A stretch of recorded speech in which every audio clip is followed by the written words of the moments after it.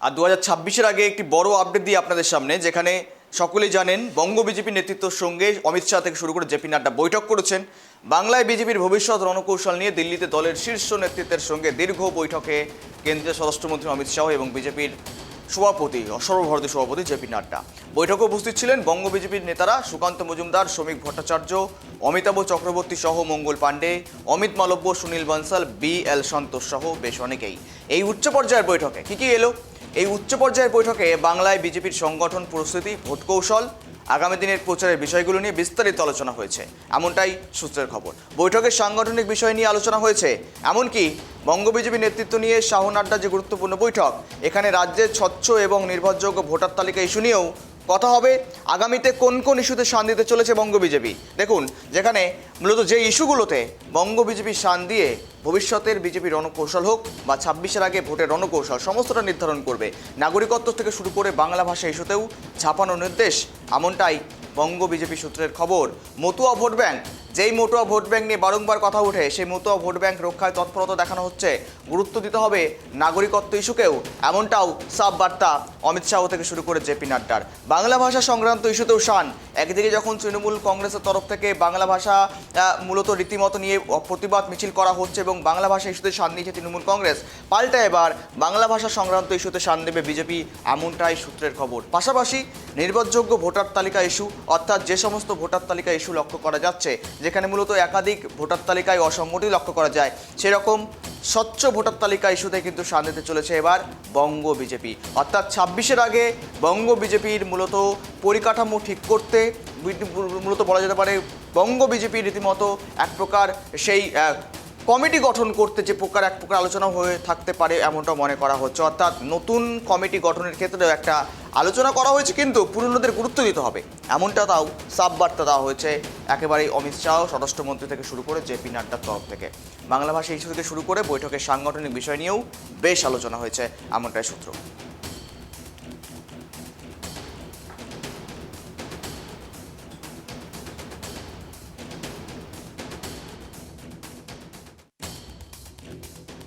কোন কোন ইস্যুতে শান বঙ্গ বিজেপির? বঙ্গ বিজেপির নেতৃত্বে শান শাহ নাড্ডার গুরুত্বপূর্ণ বৈঠক। নাগরিকত্ব, বাংলা ভাষা ইস্যুতে অগ্রাসীন রণকৌশল, এই রণকৌশলে মূলত কি উঠে আসতে চলেছে? নাগরিকত্ব থেকে বাংলা ভাষা ইস্যু, এই সমস্ত কিছুতেও ছাপানোর নির্দেশ।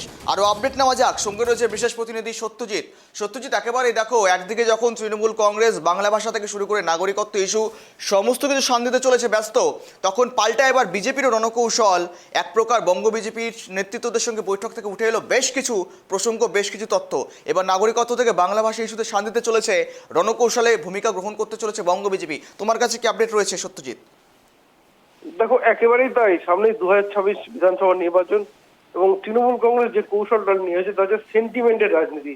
যে বাঙালিদের টর্চার বা বাংলা ভাষা ইস্যু, সেই সেন্টিমেন্টকে সামনে তারা কিন্তু রীতিমতো ঝাঁপিয়ে পড়েছে। শুধুমাত্র যে ভিন্ন রাজ্যে বাঙালিদের বাংলা কথা বলা যে অত্যাচার, তা নিয়ে শুধু মন্তব্য বা প্রেস কনফারেন্সের মধ্যে সীমাবদ্ধ না থেকে রীতিমতো তারা কিন্তু গ্রাউন্ডে নেমে পড়েছে।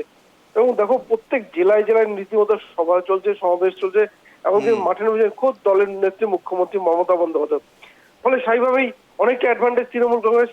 আর ঠিক সেইখানে বিজেপি কিন্তু হাত গুটিয়ে বসেন। এবারে অমিত শাহ রীতিমতো দলের সাংসদদের সঙ্গে বৈঠক করলেন এবং বৈঠক থেকে সেই বলা যাবে সেই সেন্টিমেন্টের রাজনীতি, অর্থাৎ যে বাংলা ভাষা এই সূত্রে যে তৃণমূল কংগ্রেস যে শান দেওয়ার চেষ্টা করছিল, সেইখানে পাল্টা দেওয়ার কিন্তু রণকৌশল নিল বিজেপি। দেখো, সামনেই খুব বেশি হাতে সময় নেই, 2026 বিধানসভা নির্বাচন। সুতরাং এই পরিস্থিতিতে তৃণমূল কংগ্রেস যদি পরপর এই সেন্টিমেন্টের রাজনীতিতে, কারণ মুখ্যমন্ত্রী মমতা বন্দ্যোপাধ্যায় অত্যন্ত কুশলী, আমাদের প্রত্যেকেরই জানা, এবং বিরোধী নেত্রী হিসেবে তার বলা যায় প্রতিদ্বন্দ্বী প্রায় নেই বললেই চলে ভারতবর্ষে। তো একজন দক্ষ বিরোধী নেত্রী হিসেবে তিনি কিন্তু বলা যায় সারা দেশেই কিন্তু যথেষ্ট সম্মানের দাবি রাখেন। সুতরাং সেই মুখ্যমন্ত্রী মমতা বন্দ্যোপাধ্যায়ের সঙ্গে পাল্টা লড়াই করতে গেলে কিন্তু বিজেপি কিন্তু রণকৌশল নিয়ে নামতে হবে। আর ঠিক সেইখানেই অমিত শাহ দলের সাংসদের সঙ্গে বৈঠক। এবং দেখো, আরো একটা তোমাকে বলে রাখবো যে একদিকে যেমন বিজেপির হাতিয়ার ভোটার তালিকা, যেখানে দেখা যায় বিহারে প্রায় 65 লক্ষ ভোটারের নাম বাদ পড়েছে, ঠিক সেখানে বাংলায় SIR হবে কিনা যে টানাপোড়েনটা চলছে বা শাসক দলের পক্ষ থেকে যে চাপ সৃষ্টির চেষ্টা চলছে, ঠিক সেখানে সেই ভোটার তালিকা ইস্যুতেও কিন্তু বিজেপি শান্তি চলছে। অর্থাৎ একজন বাঙালি সেন্টিমেন্ট, ঠিক তেমনই পাশাপাশি ভোটার তালিকা। সুতরাং অনুপ্রবেশকারী এই দুটো কিন্তু বিজেপি এই মুহূর্তে প্রাধান্য যে, পাশাপাশি বিজেপির তো হিন্দুত্ব ইস্যু তো রয়েছে। সুতরাং সামনে 2026 বিধানসভা নির্বাচন, এই বাঙালি ইস্যু কিন্তু বাংলায় কিন্তু সরগরম হয়ে উঠতে চলে আগামী দিনে, বলার অপেক্ষা রাখে না। গৌরব, বেশ, ধন্যবাদ সত্যজিৎ সঙ্গে থাকার জন্য। একেবারেই বাংলা ভাষা সংক্রান্ত ইস্যুতে শান, অর্থাৎ একদিকে যখন রণকৌশল ঠিক করতে ব্যস্ত রয়েছে তৃণমূল কংগ্রেস 26-এর বৈতরণী পার করতে, অন্যদিকে বিজেপি তাদের বৈতরণী পার করতে তার আগে রণকৌশল অগ্রাসী ভূমিকা গ্রহণ করতে চলেছে। অর্থাৎ যে বিষয়গুলো তৃণমূল কংগ্রেস ইতিমধ্যে সরব হচ্ছেন তার পাল্টা দাবিতে জবাবে একেবারে প্রস্তুত থাকবে বিজেপি, বঙ্গ বিজেপি, এমনটাই কড়া বার্তা, সাব বার্তা শীর্ষ কেন্দ্রীয় নেতৃত্বের তরফ থেকে। বঙ্গ বিজেপি নাগরিকত্ব থেকে বাংলা ভাষার সাথে অগ্রাসী রণকৌশল। এক প্রকার একদিকে সকলে জানেন মুখ্যমন্ত্রী মমতা বন্দ্যোপাধ্যায় অত্যন্ত পরীক্ষা রাজনীতিবিদ, দীর্ঘদিনের রাজনীতিবিদ, এবং তার সঙ্গে মানে এক প্রকার বলতে গেলে বলা চলে রাজনৈতিক বিশেষজ্ঞদের মতে এমনটাই তারা মনে করছেন যে তার সঙ্গে যখন রীতিমতো বিরোধিতা করতে হবে এক প্রকার অনেক যুগে রণকৌশল স্থির করতে হবে, সেই রণকৌশল নিয়েই এগোতে হবে বঙ্গ বিজেপিকে। আর সেই বঙ্গ বিজেপি সেই রণকৌশল নিয়েই মূলত এগিয়ে যাচ্ছে।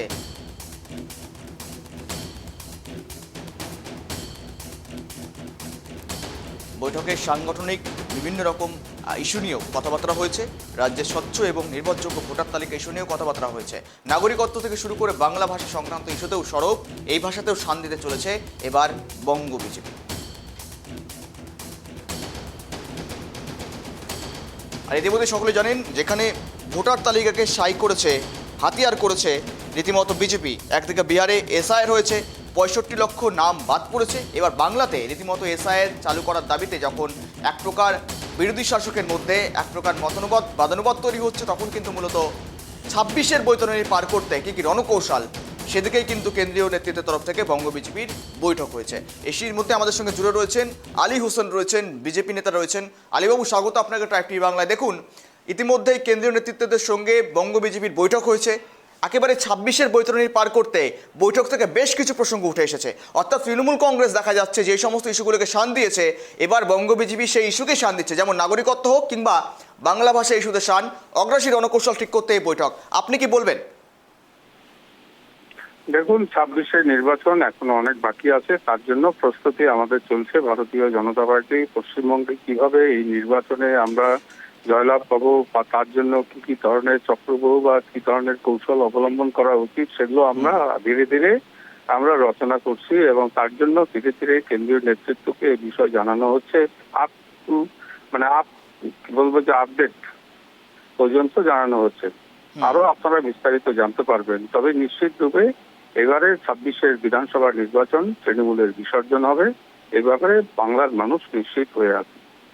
কিন্তু ইতিমধ্যে দেখুন, আপনাদের বিরুদ্ধে যেরকমভাবে লোকসভা হোক বা বলতে পারো যে রাজ্যসভা, তার বাইরে প্রতিদিন দেখা যাচ্ছে বিক্ষোভ সমাবেশ এক প্রকার, পাশাপাশি রাজ্য তো বাদ নেই, রাজ্য প্রথম থেকে রয়েছে, কিন্তু সেখানে দাঁড়িয়ে থেকে আপনাদের জন্য কতটা চ্যালেঞ্জের বিভিন্ন বিষয় রয়েছে, এসআইআর হোক, নাগরিকত্ব ইস্যু হোক, বেশ কিছু চ্যালেঞ্জ রয়েছে আপনাদের সামনে, সেগুলো কিভাবে কাটিয়ে উঠবেন?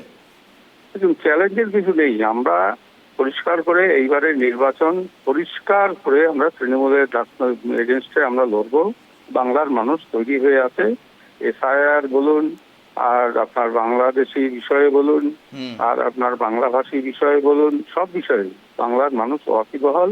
কারণ আপনারা জানেন ইতিমধ্যেই সারা ভারতবর্ষের যারা আমাদের এই বাঙালিরা যারা বিভিন্ন রাজ্যে কাজকর্ম করেন পরিযায়ী শ্রমিক হিসাবে, তাদের জন্য কেন্দ্রীয় সরকারের পক্ষ থেকে সেই রাজ্য সরকাররা ব্যবস্থা নিয়েছে। তারা বোঝানোর চেষ্টা করছে যে একমাত্র যারা বাংলাদেশি অনুপ্রবেশকারী বা রোহিঙ্গা মুসলমান যারা অবৈধভাবে ভারতবর্ষে প্রবেশ করেছে তাদেরকে আপনারা ধরিয়ে দিন এবং তাদেরকে চিহ্নিতকরণ করে তাদেরকে ফেরত পাঠানোর ব্যবস্থা।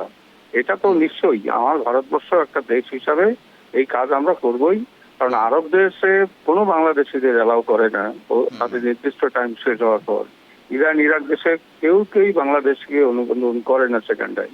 সেই জন্য মুসলিমদের যখন মুসলমান দেশকেই অ্যালাউ করে না, তাহলে ভারতবর্ষ কি করে বাংলাদেশি বা রোহিঙ্গা মুসলমানদের অ্যালাউ করবে দিনের পর দিন? এটা তো হতে পারে না। সেই জন্য আমরা যেটা বলেছি যে এই ইস্যু নিয়ে আমরা পশ্চিমবঙ্গের তৃণমূল কংগ্রেসকে বলবো যে আপনারা কেন রোহিঙ্গা এবং অনুপ্রবেশকারীদের এখানে আশ্রয় দিয়ে তাদেরকে ভোটের আধার, রেশন কার্ড বানিয়ে দিচ্ছেন এবং তাদেরকে নাগরিকত্ব দিচ্ছেন, এর বিরুদ্ধে আমাদের লড়াই।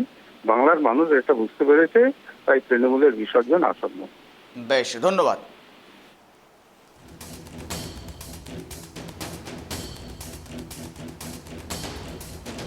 দেখুন, সবচেয়ে বড় ফ্যাক্টর যেটা Matua vote bank. Matua vote bank নিয়ে, মতুয়া সমাজ নিয়ে বারংবার প্রশ্ন তোলেন শাসক বিরোধী দুজনেই, দুপক্ষই। কিন্তু এবার দেখুন, মতুয়াদেরকেও অতি শীঘ্র যত তাড়াতাড়ি সম্ভব একেবারে নাগরিকত্ব দিতে হবে, এই বিষয়টাও নাকি উঠে এসেছে। এমনটাই খুব তাৎপর্যপূর্ণ বিষয়, গুরুত্বপূর্ণ বিষয়। পাশাপাশি তৃণমূল কংগ্রেস দেখুন ইতিমধ্যেই বাংলা ভাষা রীতিমতো বিদ্বেষী যে সমস্ত বিজেপি শাসিত রাজ্যগুলিতে বাঙালি পরিযায়ী শ্রমিকদের হেনস্থা করা হচ্ছে, এই অভিযোগ তুলে রীতিমতো সরব হয়েছে, প্রতিবাদে নেমেছে। তৃণমূল সুপ্রিমো মমতা বন্দ্যোপাধ্যায় রাস্তায় নেমেছেন এই প্রতিবাদকে ঘিরেই, এই ইস্যুকে ঘিরেই।